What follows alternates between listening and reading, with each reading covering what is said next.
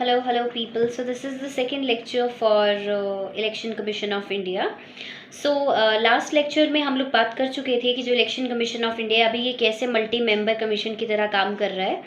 So you might be thinking कि क्या जो चीफ इलेक्शन कमिश्नर है, because as he serving as a chairman of the commission, तो क्या उसके पास कुछ ज़्यादा पावर्स होती हैं? तो नहीं, ऐसा बिल्कुल नहीं है.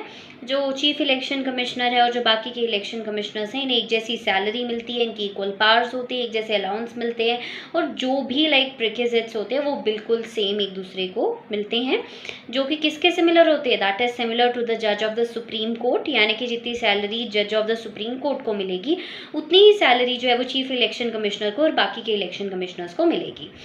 2018 का ये एक डेटा है जिसमें जो सैलरी है जज की सुप्रीम कोर्ट के, वो फिक्स करी गई थी 2.5 लाख पर, कि इन्हें 2.50 लाख पर मंथ की सैलरी मिलेगी. और यही जो सिमिलर था, it was for the chief election commissioners and election commissioner.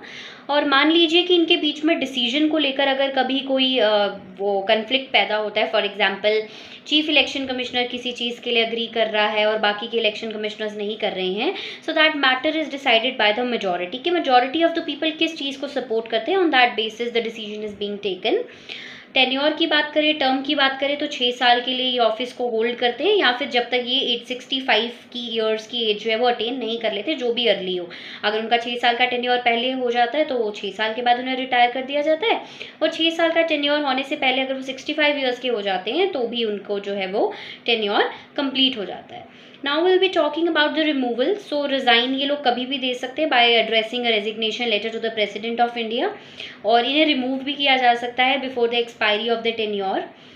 Independence की अगर हम बात करें, देखिए इलेक्शन कमीशन का इंडिपेंडेंट होना इज़ रियली वेरी इंपॉर्टेंट, जिसके बहुत सारे रीजंस हैं जो कि मैं आपको ऑलरेडी पिछले लेक्चर में भी बता चुकी हूँ. This is the part 2 video. अगर आपने पार्ट 1 नहीं देखी है तो पहले जाकर उसे देख लीजिए, क्योंकि अगर आप इस सीरीज़ में इस लेक्चर्स को देखेंगे तभी आपका ये चैप्टर एक प्रॉपर वे में कंप्लीट हो सकता है.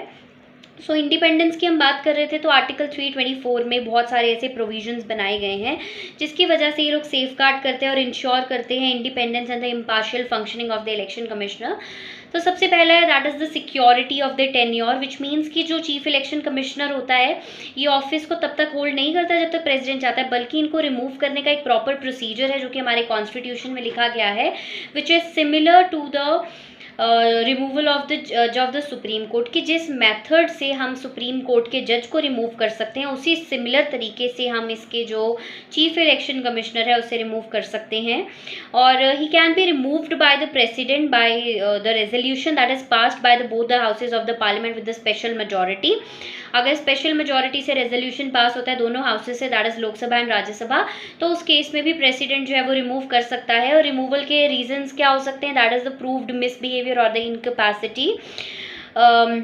Thus he did not hold office up to the pleasure of the president though he is appointed by him. देखिए जो चीफ इलेक्शन कमिश्नर होता है और जो इलेक्शन कमिश्नर्स होते हैं, they are appointed by the president, लेकिन इनका ऑफिस ये लोग कब तक होल्ड करेंगे ये डिसाइड प्रेसिडेंट नहीं करता है.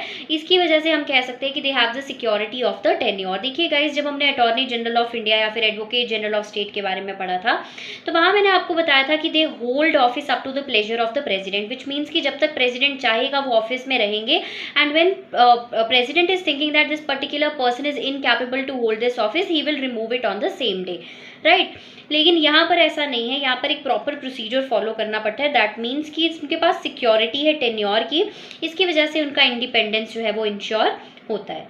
नाउ जो सर्विस कंडीशन होती है चीफ इलेक्शन कमिश्नर की, it can not be varied to his disadvantage after his appointment. For example, एक बार ही आपने चीफ इलेक्शन कमिश्नर को अपॉइंट कर लिया, ठीक है. फॉर एग्जाम्पल अभी Shri Rajiv Kumar ji serving as a chief election commissioner, तो उसके बाद से जो उनकी सर्विस कंडीशंस हैं आप उसको डिसएडवांटेज में नहीं कर सकते. फॉर एग्जांपल अभी जब वो अपॉइंट हो चुके हैं तो अभी आप डिसाइड नहीं कर सकते कि हमें चीफ इलेक्शन कमिश्नर की सैलरी को रिड्यूस करना है. फॉर एग्जांपल जब एक बार इनका टेन्योर कंप्लीट हो जाए और अभी हमारी चीफ इलेक्शन कमिश्नर की पोजीशन वेकेंट है, तो उस केस में आप उस टाइम पर वो चेंजेस ला सकते हैं, लेकिन once a person is appointed तो उसके बाद इस तरह की डिसएडवांटेज की चेंजेस आप उसमें नहीं ला सकते. तो ये भी उस चीज़ की इंडिपेंडेंस को इंश्योर करता है. और उसके अलावा जो बाकी के इलेक्शन कमिश्नर्स होते हैं या जो कोई भी रीजनल कमिश्नर्स होते हैं, इनको भी आप इनके ऑफिस से रिमूव नहीं कर सकते except on the recommendations of the chief election commissioner. अगर चीफ इलेक्शन कमिश्नर रिकमेंडेशन नहीं देता है तो उस केस में जो प्रेसिडेंट है वो बाकी के इलेक्शन कमिश्नर्स या रीजनल कमिश्नर्स को रिमूव नहीं कर सकता। So that's all from my side in the term removal independence. Next lecture जो है उसमें मैं कुछ फ्लॉज के बारे में बात करूँगी। अगर आपको ये वीडियो यूज़फुल लगी तो इस वीडियो को लाइक कर देना, कॉमेंट कर देना एंड शेयर कर देना। Thank you.